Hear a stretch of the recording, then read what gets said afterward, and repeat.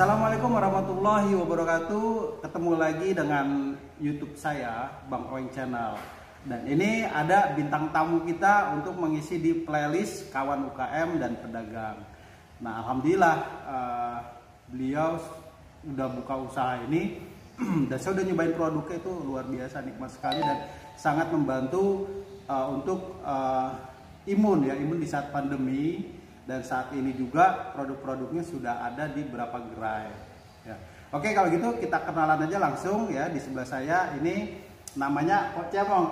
Halo Pok, assalamualaikum. Waalaikumsalam warahmatullahi wabarakatuh. Bang Oeng, apa kabar? Alhamdulillah baik. Gue yang ditanya apa kabar. Kembali ya. Jadi Pok Cem gimana kabarnya? Alhamdulillah sehat walafiat. Pandemi gini masih bergerak nggak? Apa nih, bergerak di mana nih? Maksudnya keluar rumah gitu kan? Kalau keluar rumah enggak ya, karena saya juga work from home, WFH. Nggak kalah sama orang kantoran ya. WFH. Gue kelayapan.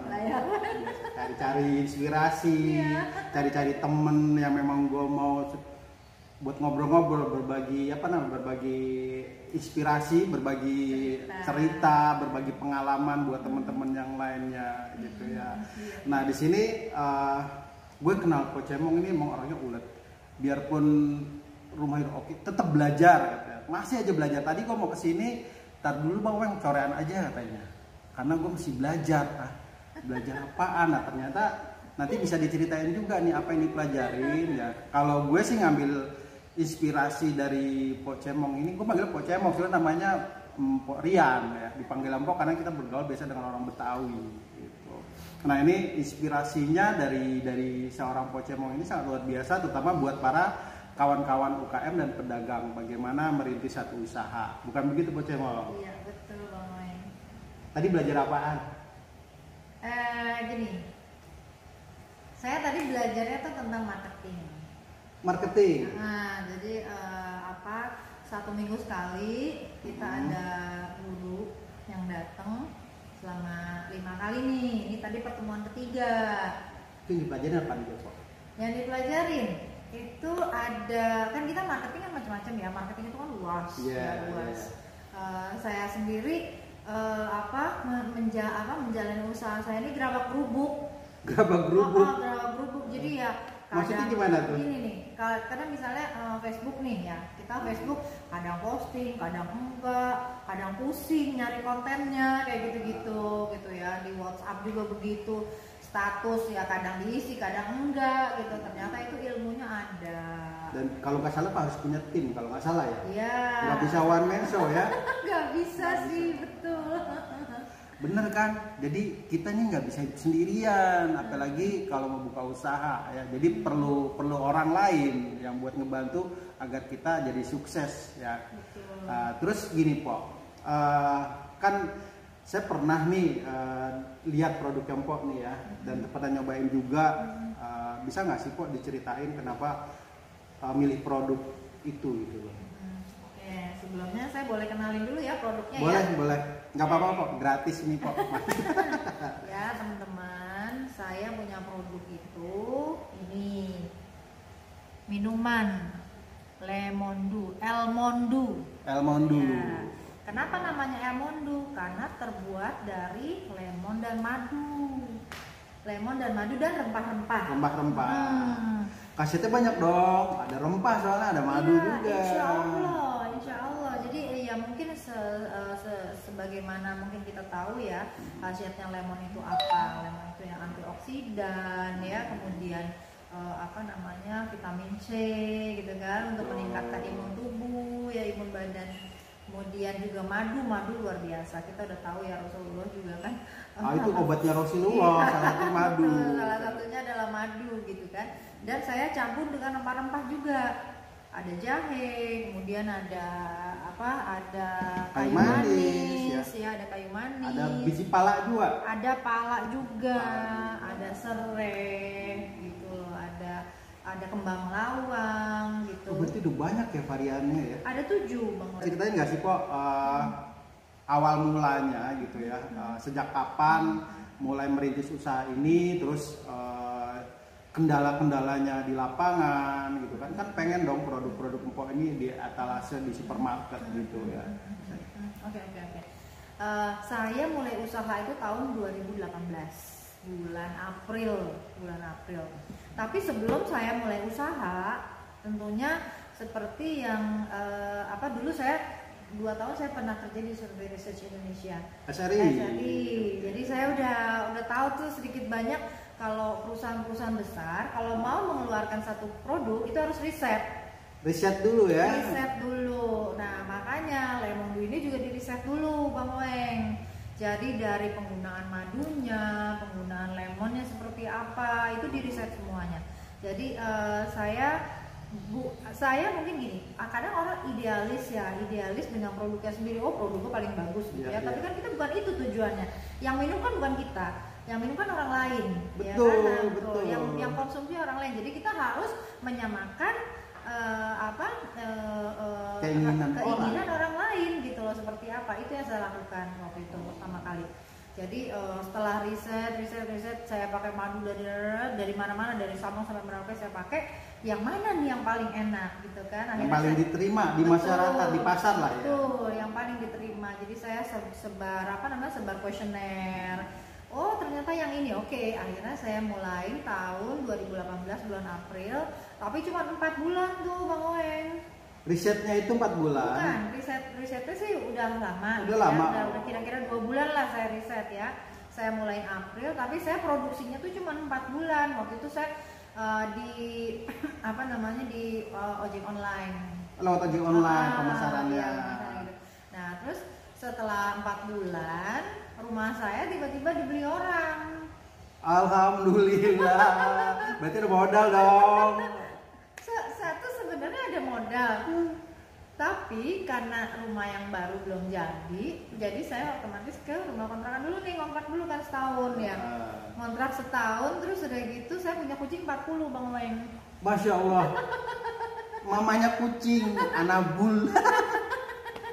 Kita doain rezekinya banyak. Amin. Biasanya yang melihara kucing tuh rezekinya banyak, luar biasa. Alhamdulillah, insya Allah. Amin. Nah itu 40 kucing itu ada di dalam rumah semua Bang Oeng, soalnya kita halamannya kecil dan langsung jalan raya. Bahaya. Jadi semuanya di dalam rumah. Jadi saya kalau mau produksi, bersih dulu, ada rempong banget, bersih udah kelar segala macam bersih. Terus itu kita produksi nggak lama Bang Oeng, cuma 1 minggu basi. Pengaruh kucing atau pengaruh dari bahan sama, botolnya sama. Tapi gini, meskipun kita udah bersih, ternyata bakteri itu melayang-layang. Oke. Jadi si bakteri itu masuk ke dalam minuman 1 minggu. Itu bikin basi. Langsung basi. Waduh itu udah berapa kali tuh ya saya nyoba. Aduh, udah lama-lama kayaknya bangkrut nih gue kalau kayak gini terus. Ya udah akhirnya saya stop tuh. Baru mulai Januari 2020. Dan itu udah bebas dari bulu kucing segala macam. Ya, karena terpisah nih ternyata ya. Gini kawan UKM dan pedagang, ketika saya datang ke sini itu memang ada pavilion khusus itu untuk produksi, termasuk kantor pemasaran dari produknya Pocemong tadi gitu. Saya nggak ada kucing di sana, tapi alhamdulillah ternyata berkah ya Pocemong, akhirnya berkembang ya. Cuma memang kita kendalanya di izin ya, perizinan ya. Kok ceritain dong, itu kan kita mau usaha nih, UKM nih. Biasanya pedagang-pedagang kecil atau usaha rumah tangga itu makanannya enak nih Pok. Ya. Terus nggak kalah lah sama yang rasa-rasa yang dijual di toko-toko gitu. Nah, kendalanya jadi ketika ngurusin izin itu katanya ribet. Nah, mungkin Pok bisa ceritain nggak? Izinnya izin apa dulu nih? Makanannya seperti apa dulu? Karena kan izin macam-macam nih. Macam-macam banyak berarti. Ada sih, cuma ada 2 sih yang paling banyak dipakai itu adalah PIRT dan BPOM. PIRT. PIRT itu untuk industri rumah tangga, tapi ini jenis-jenisnya itu cuma jenis yang kering-kering. Makanan kering, makanan ringan. makanan ringan, bukan, maksudnya makanan yang kering. Oh, makanan kering. Makanan kering dan apa namanya, risiko rendah.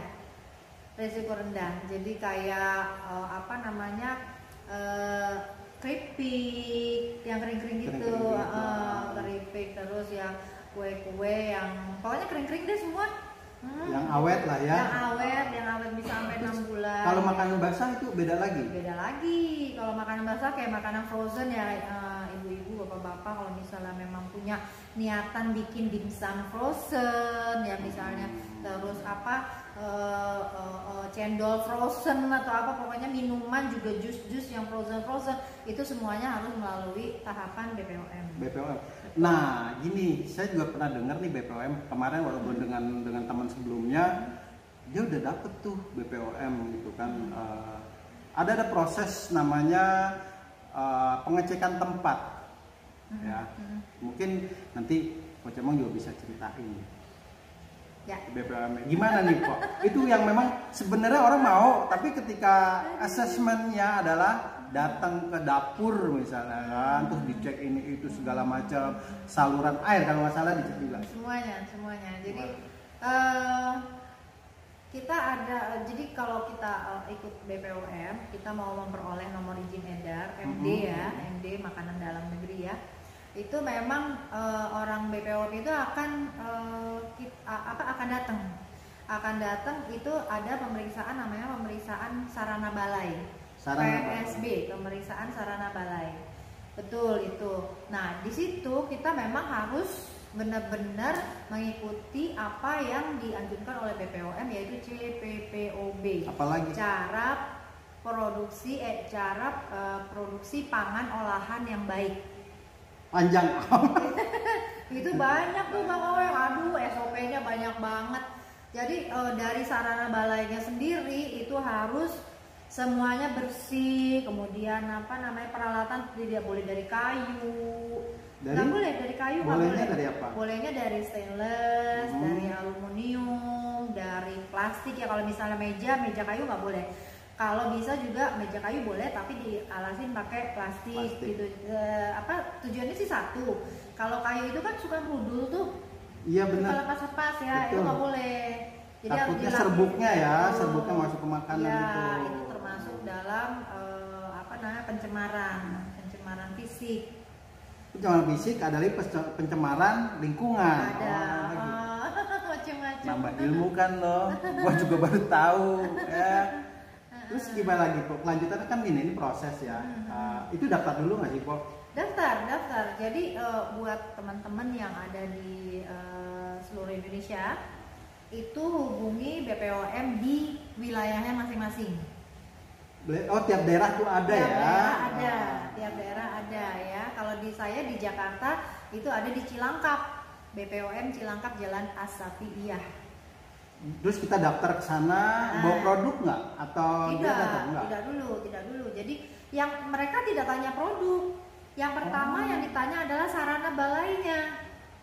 Harus terpisah dari dapur biasa. Jadi misalnya ibu-ibu, bapak-bapak pengen BPOM, tapi aduh saya nggak punya rumah saya kecil, saya nggak punya halaman lagi untuk bikin satu gudang misalnya, atau nggak apa-apa, bisa misalnya dikalahin deh, misalnya ada kamar depan gitu, aksesnya berbeda dengan akses rumah. Bisa sih sebenarnya. Jadi gini, ibu-ibu, bapak-bapak jangan berpikiran bahwa bikin BPOM itu ribet, enggak sih sebenarnya, enggak. Sederhana, simpel pun bisa. Kalau misalnya ada ibu-ibu yang mau dagang jus, alatnya apa sih, mesti pakai panci yang stainless gini? Enggak, pakai blender juga bisa dapat BPOM. Bisa. Pakai blender doang ya? Iya, blender doang bisa. Gitu loh. Jadi jangan pusing. Dari kebanyakan ya, memang dari yang ngobrol sama saya, aduh gue pengen ngurusin BPOM nih, tapi kayaknya ribet banget dah, rumah gue mesti didatengin. Dapur gue ya namanya juga rumah tangga kecil gitu, dapurnya nyampur, bikin buat makan sendiri sama jualan jadi satu gitu.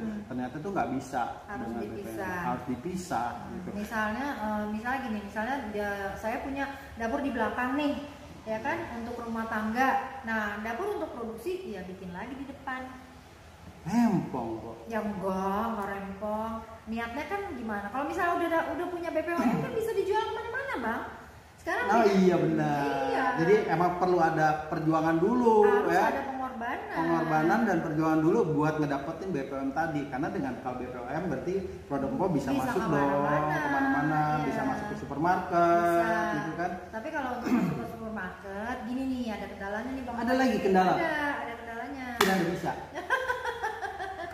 Gini, kita kan UKM ya.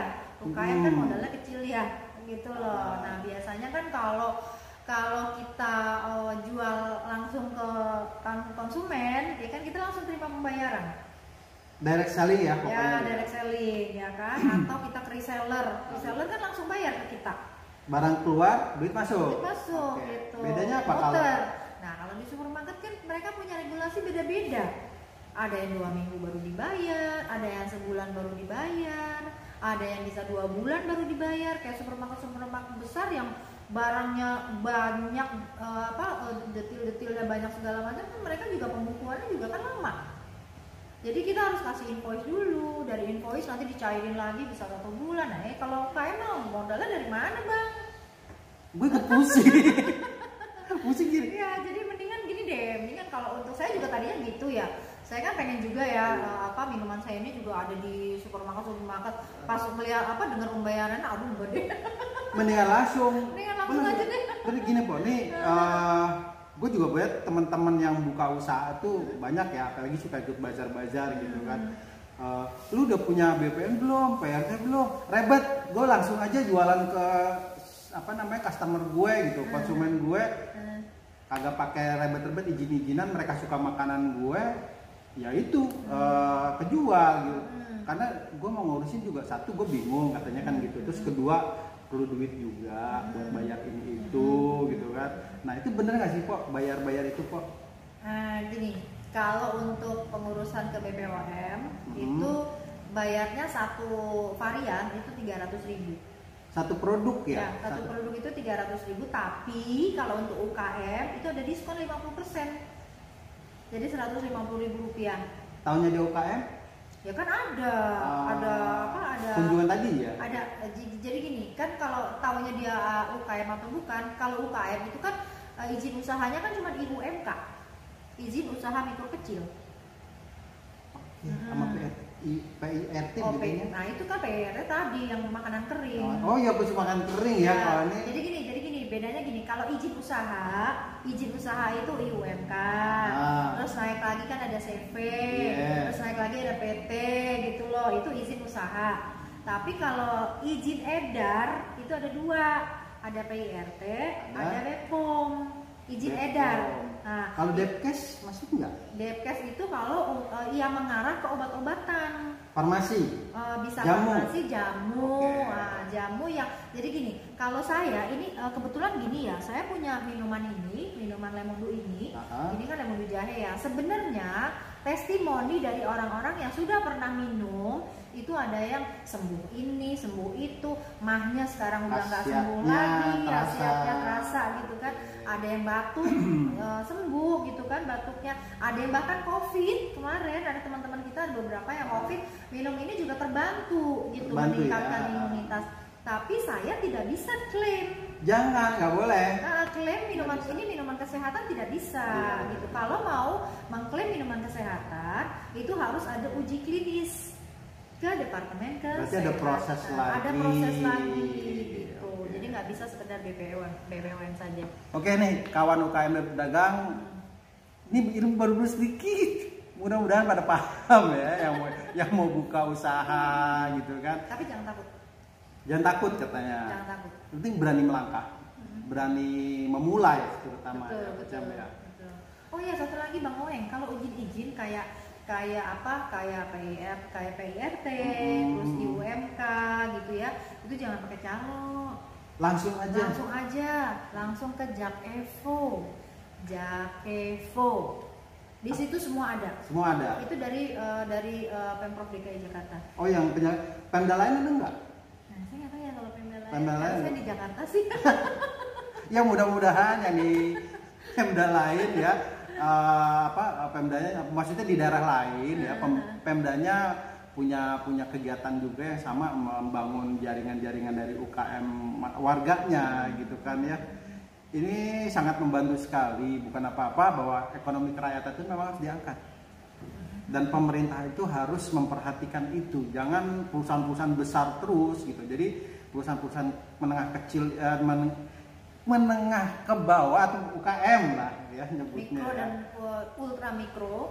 Nah itu maksudnya. Gue belibet nih Bo ngomongnya Bo. Ternyata gue baru tahu juga gitu.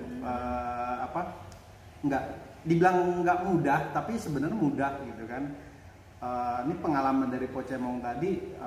Kenapa gue mau ngobrol sama Pocemong buat ngangkat di kawan UKM dan pedagang? Karena banyak banget yang nggak tahu tentang proses itu. Ada juga udah tahu ya, pertama permodalan atau mereka belum siap gitu Pocemongnya. Nah sekarang kan Pocem nih produknya udah ada, izin-izin juga sudah ada, alhamdulillah sudah berbagi dengan kita nih hari ini. Ya mudah-mudahan nambah ilmu ya sama buat teman-teman semua. Nah terus gini Pocemong, kan masa Covid nih, semua sektor ya lagi pada tiarap gitu. Sementara kan orang masih usaha, masih nyari duit. Ya yang dagang berdagang, yang memang mereka usahanya keluar ya jalan juga. Kena nggak sih usaha Pocemong nih? Jadi qadarullah ya. Jadi saya mulai kan bulan Januari tuh Bang O yang 2020. Itu biasa-biasa aja karena emang kita juga langganan yang lama itu kan belum balik lagi nih istilahnya, masih ngerangkak lagi dari bawah ya. Januari tuh, Februari masih stay ya kan. Giliran Covid bulan Maret itu penjualan saya naik 500%. 5 kali lipat. Malah naik. Alhamdulillah. Oke, Pok kita stop dulu Pok ya. Nanti kita sambung lagi ya. Gue pengen banget nih gali-gali informasi dari Pocemong ya. Cuma ya tunggu sebentar aja ya, iklan mau lewat soalnya.